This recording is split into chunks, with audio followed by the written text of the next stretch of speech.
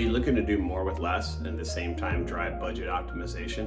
Then I'm here today to talk about how we get rid of the clipboard brigades and we start leveraging automated self-testing. So what does it mean? Everybody has return to office initiatives, the conference rooms need to be up and running, and the employees need to have a good in-person collaboration experience. But we still see companies today having employees get to the office very early in the morning, walk around with clipboards, have to do a 15-point check with every single room to make sure it's up and running.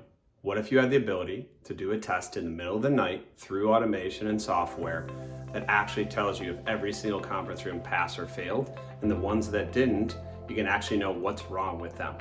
That's impactful. Through Utelogy's self-room testing capabilities, you can now use your engineers to focus on profit-producing projects, and your employees can come in knowing there's the confidence the rooms are up and running. Come to utelogy.com to learn more about our automated room testing.